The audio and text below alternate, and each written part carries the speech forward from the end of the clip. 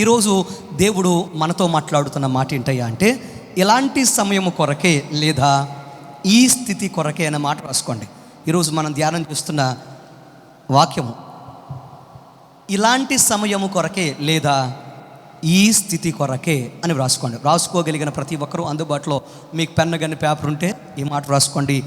ఇలాంటి సమయము కొరకే లేదా ఈ స్థితి కొరకే. ఏంటి మాట చెప్పాలి? అందరూ కలిసి చెప్పాలి. ఇలాంటి ఘనంగా నోరు తెరిచి చెప్పాలి. సహోదరులు కూడా చెప్పాలి. ఇటు ఈ పక్కన వారు చెప్పాలి. ఇలాంటి సమయము కొరకే, ఈ చెప్పాలి గట్టిగా, ఈ స్థితి కొరకే లేదా ఈ కారణము కొరకే. ఈ మాట కూడా చెప్పొచ్చు, ఈ కారణము కొరకే. For this reason only, for this reason only. ఈరోజు నా ప్రియ తమ్ముడు చిన్న ప్రియ సహోదరుడు ఎస్తేరు గ్రంథము 4వ అధ్యాయము 10వ వచనం నుండి మనం 17వ వచనాలు చదవవసరం లేదు, కానీ తీసి పెట్టుకోండి. ఎస్తేరు గ్రంథానికి ఉన్న ప్రాముఖ్యత మీ అందరికీ తెలుసు కదా. ఎస్తేరు గ్రంథం యొక్క నేపథ్యం ఏంటి అని మీరు చూస్తే చూడండి, జాగ్రత్తగా అర్థం చేసుకోండి. ఎస్తేరు గ్రంథము ఈ యొక్క పరిశుద్ధ లేఖనములో ఉన్న అతి ప్రాముఖ్యమైన గ్రంథాల్లో ఒక గ్రంథముగా పిలువబడుతుంది. అలాగే మనకు ప్రత్యక్షపరచబడింది. చెప్పండి ఏంటది? ప్రత్యేక గ్రంథముగా పిలువబడుతుంది, ప్రత్యక్షపరచబడుతుంది. ఏంటయ్యా దీనికి ఉన్న ప్రాముఖ్యత అంటే, ఈ భూమిని పరిపాలన చేసిన అతిపెద్ద రాజ్యాలలో ఒక రాజ్యము పారసికుల రాజ్యము లేదా పర్షియన్ కింగ్డమ్ అని అంటారు. వింటున్నారా? చాలాసార్లు ఈ మాట మీకు చెప్పాను. గ్రీక్ కింగ్డమ్, బ్రిటిష్ కింగ్డమ్, అవునా? మీకు చెప్పాను కదా, రోమన్ కింగ్డమ్. ఇవన్నీ కూడా ఈ భూమిని ఏకఛత్రాధిపత్యంగా పరిపాలన చేసినాయి. అలాంటి ఒక రాజ్యములో ఒక రాజ్యము ఈ పర్షియన్ కింగ్డమ్ లేదా పారసికుల సామ్రాజ్యము. దీనిని పరిపాలన చేసిన రాజులలో ఒక రాజు లేదా ఒక ప్రముఖ చక్రవర్తి ఎవరంటే అహాశ్వరోషు అనే రాజు. ఎవరు? అహాశ్వరోషు అనే రాజు. జాగ్రత్తగా వినండి, నేపథ్యం ఇది. ఎందుకు ప్రాముఖ్యంగా ఈ యొక్క రాజు గురించి, అలాగే ఆ సామ్రాజ్యం గురించి, అలాగే ప్రత్యేకంగా ఈ పరిశుద్ధ గ్రంథములో ఉన్నదయ్యా అని అంటే, ఈ యొక్క పరిశుద్ధ గ్రంథములో ఎస్తేరు గ్రంథములో నలుగురు మనకు కనపడతారు ఈ 10 అధ్యాయాల్లో. జాగ్రత్తగా వినండి. మొత్తం వాక్యం అంతా, సంభాషణ అంతా, సంఘర్షణ అంతా, విపత్తంతా, వేదనంతా, బాధంతా, కష్టమంతా, భయంకరమైన పరిస్థితులంతా మీరు గమనిస్తే 10 అధ్యాయాల్లో జరిగిన మొత్తం కథ అంతా, స్టోరీ అంతా నలుగురు మధ్యన తిరుగుతుంది. ద సెంటర్ ఫిగర్స్ అన్నమాట, 4 మెంబర్స్. మొట్టమొదటిది మీరు గమనిస్తే చెప్పండి, అతి బలవంతుడైన రాజుకు అహశ్వరోషు. రెండవది, ఆ రాజును వివాహం ఆడిన ఒక అనాథ అయిన, వినండి జాగ్రత్తగా, నన్ను చూడండి అందరూ, ఒక అనాథ అయిన, ఇప్పుడు చదవకుండా బైబిల్ దయచేసి, నేను ముగించేస్తాను, వాక్యం కూడా ఎక్కువ చెప్పను. చూడండి, నన్ను చూడండి. ఆ బలమైన రాజును, ఆ బలమైన చక్రవర్తిని వివాహం ఆడిన ఒక అనాథైన, ఒక బానిసలుగా వచ్చిన యోధ జాతికి చెందిన ఒక వ్యక్తి, ఆమె పేరు చెప్పాలి ఎస్తేరు. మూడవది మీరు గమనిస్తే, ఆ ఎస్తేరును వింటున్నారా, చిన్ననాడే తల్లిదండ్రులు చనిపోతే తండ్రిగా తల్లిగా పెంచిన పినతండ్రి అయిన చెప్పాలి మొర్దెకై. మూడవది. నాలుగవ వాడు, యూదులను అతి భయంకరంగా ద్వేషించి యోధా జాతి అనేది ఈ భూమి మీద లేకుండా ఉండాలి అని ఈ ప్రపంచంలో చాలామంది చక్రవర్తులు, చాలామంది నియంతలు, చాలా రాజ్యాలు ఈ యోధా ప్రజలు లేకుండా తుడిచిపెట్టాలని ప్రయత్నం చేశారు. వింటున్నారా? అలాంటి ప్రయత్నాలు చేసిన వారిలో ఒక భయంకరమైన వ్యక్తిలో ఒక వ్యక్తి హామాను. చెప్పండి ఎవరు? హామాను. ఇంకా సింపుల్గా చెప్పాలంటే జస్ట్ లైక్ ఒక హిట్లర్ లాగా ఆ కాలంలో పనిచేశాడు. వింటున్నారా? హిట్లర్ ఎంత క్రూరుడు చెప్పండి, ఎంత క్రూరుడు. బ్రతుకుండగానే యూదులను తీసుకుని వెళ్ళి భోజనం పెట్టకుండా, అంటే తిండి నీరు ఇవ్వకుండా స్కెలిటన్ లాగా మార్చేసి, అంటే కొన్ని రోజులు, నెలలు, సంవత్సరాల పాటు వారికి తిండి పెట్టకుండా ఒక జీవోత్సవాలుగా మార్చేసి ఒకేసారి ఒక కాన్సన్ట్రేషన్ అనే ఒక రూమ్స్లోకి తీసుకువెళ్ళి, ఒక పెద్ద గ్లాస్ ఛాంబర్స్లోకి తీసుకువెళ్ళి, వందలుగా వేలగా తీసుకువెళ్ళి ఒక్కొక్క దాంట్లో కుక్కేసి అందులో విషవాయువులు పంపించి ఒకేసారి కొన్ని వందల మందిని, వేల మందిని, అలా లక్షల మంది యూదులను చంపేశాడు. అతడి ప్రతిజ్ఞ ఏంటో తెలుసా? భూమి మీద యోధా జాతి లేకుండా చేస్తానన్నాడు. అతి క్రూరులలో ఒక క్రూరుడు అనమాట. యోధా ప్రజలకు లేదా ఇశ్రాయేలు ప్రజలు నాశనం చేయాలని ప్రయత్నం చేసిన వారిలో హిట్లర్ ఒకడు. అలాగే హిట్లర్ లాగా ప్రయత్నం చేసిన వాడు హామాను ఒకడు. చాలా సందర్భాల్లో ఎస్తేరు గ్రంథాన్ని మనం చదివేటప్పుడు ఈ హామాను యొక్క దుష్టత్వము, హామాను యొక్క ప్రయత్నం మనం గమనించాం. ఈరోజు ఎందుకు ఈ మాట మీకు చెప్తున్నానంటే, ఈ గ్రంథములో నుండి మనం ఒక బలమైన పాఠం నేర్చుకోబోతున్నాం. ఈ గ్రంథములో నుండి మనం ఒక బలమైన పాఠం నేర్చుకోబోతున్నాం. ఒక జాతికి వచ్చింది విపత్తు, వింటున్నారా? ఒక దేశానికి వచ్చింది విపత్తు. జాగ్రత్తగా వినండి. ఈ రోజున ఇక్కడ కూర్చున్న ప్రతి ఒక్కరి జీవితంలో కూడా ఇలాంటి పరిస్థితులు ఏర్పడతాయి. కొన్ని సందర్భాల్లో నీ కుటుంబానికి వస్తుంది విపత్తు, నీ ఆరోగ్యానికి వస్తుంది విపత్తు, అలాగే నీ యొక్క వ్యవసాయ వ్యాపార ఉద్యోగులకు వస్తుంది ఒక భయంకరమైన కష్టం, నష్టం, భయంకరమైన పరిస్థితులు. ఏది నిన్ను ఎలాగ కబళించేస్తుందో, ఏది నిన్ను మరుభూమిలోకి నెట్టేస్తుందో, ఏది నీ యొక్క పేరు మర్చిపోయేటట్లుగా చేస్తుందో ఎవరికి తెలియదు. ఎందుకు ఈ మాట మీకు చెప్తున్నానంటే, ఉప్పెళ్ళు చెప్పి రావు, సడన్గా వచ్చి మీద పడతాయి. ఉప్పెళ్ళు మనకు చెప్పండి చెప్పి రావు, కానీ సడన్గా మన మీదకు వచ్చి పడతాయి. అది నీకు తెలియదు. కానీ మీకు మాట చెప్పనా, ఎంతటి ఉప్పునైనా నీ మీదకు వస్తుందని ముందుగా చూసింది ఎవరు? చెప్పాలి. జాగ్రత్తగా వినండి. 3 విషయాలు ఇందులో నుంచి చెప్పానుగా 3 విషయాలు చెప్తాను. మొట్టమొదటిది, చీకటి రోజులు లేదా చీకటి కాలము. చెప్పండి ఈ మాట, చీకటి రోజులు లేదా చీకటి కాలం. ఎస్తేరు గ్రంథంలో మనం ఇది చూస్తాం.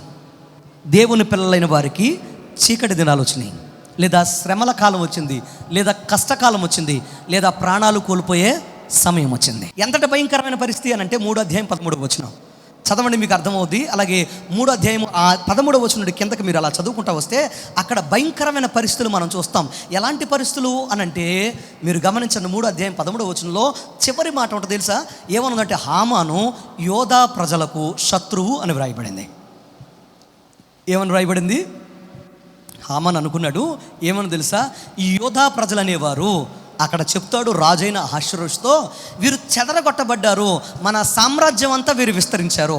వారి ఉండడం ఏంటో తెలుసా, వారి బ్రతిక ఉండడం, వారు సజీవులుగా ఉండడం మన దేశానికి, మన యొక్క రాజ్యానికి మీకు పెద్ద ముప్పు. ఎలా చెప్పాడో చూడండి. ఏమని చెప్తున్నాడు? వారు బ్రతికుంటే మీ సామ్రాజ్యం కూలిపోద్ది, వారు బ్రతికుంటే మీరు చచ్చిపోతారు, వారు బ్రతుకుంటే మీకేముండదో తెలుసా? జీవం ఉండదు. మీకేముండదు? జీవం ఉండదు. ఎప్పుడైతే ఆ మాట చెప్పాడో రాజుకు ఎవరి మీద ద్వేషం కలిగింది? చెప్పండి, ఎవరి మీద ద్వేషం కలిగింది? యూదుల మీద ద్వేషం కలిగింది. అన్నాడు, వారందరినీ ఒకే రోజు చంపేయడానికి నాకు అనుమతి ఇచ్చి, దానికి కావలసిన అందరినీ చంపడానికి కావలసిన ధనాన్ని వెండి రూపంలో సమకూర్చి ఇవ్వమని ఒక తాకీదు వ్రాయించుకున్నాడు, ఒక శాసనం చేయించాడు. వింటున్నారా? వెంటనే వ్రాయబడిన మాటలు ఏంటో తెలుసా? ఆ యొక్క తాకీదు యొక్క సారాంశాన్ని, లేకపోతే ఆ ఆజ్ఞను, ఆ శాసనాన్ని ఈ భూమి మీద వివిధ దేశాలలో, వివిధ ప్రాంతాల్లో ఉన్న ఆయన రాజ్యములకు దాన్ని తర్జుమా చేసి ప్రతి దేశానికి పంపించేశారు. పలానా నెల, పలానా రోజు, పలానా సమయంలో యూదులందరినీ మీరు ఏం చేయాలంటే చంపేయాలి. యూదులందరినీ మీరు ఏం చేయాలి? పట్టుకొని వచ్చి చంపేయాలి. ఒకే రోజు, ఒకే నెల, ఒకే సమయంలో చంపేయాలి. చంపడం మాత్రమే కాదు, ఇంకో మాట ఏమన్నారు తెలుసా? వారి ఆస్తులన్నీ, వారి కష్టముతో సంపాదించిన వారి ఇళ్ళు, వారికున్న సంపద అంతా మీరు కొల్లగొట్టుకోవాలి. ఇది దాని సారాంశం. ఎప్పుడైతే ఈ ప్రకటన అందరికీ వెళ్ళిపోయిందో, ఈ ప్రకటన వినగానే, వింటున్నారా? వాక్యం చెప్పిన మాట ఏంటంటే, షూషాను కోటంతా కూడా ఏమైపోయింది తెలుసా? విచారములో మునిగిపోయింది.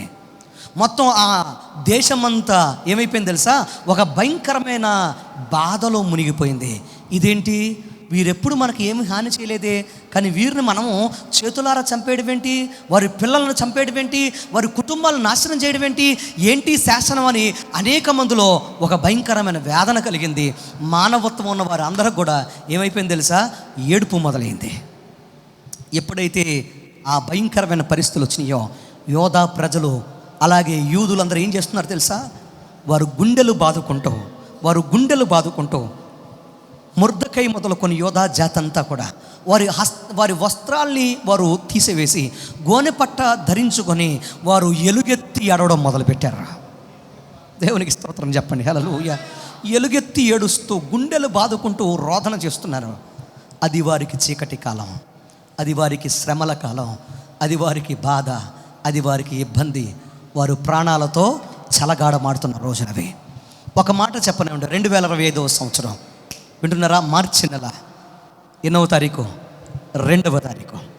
ఈరోజున ఇక్కడ కూర్చున్న చాలామంది జీవితాల్లో కూడా మీరు కూడా ఒకవేళ చీకటి కాలంలో ప్రవేశించారేమో.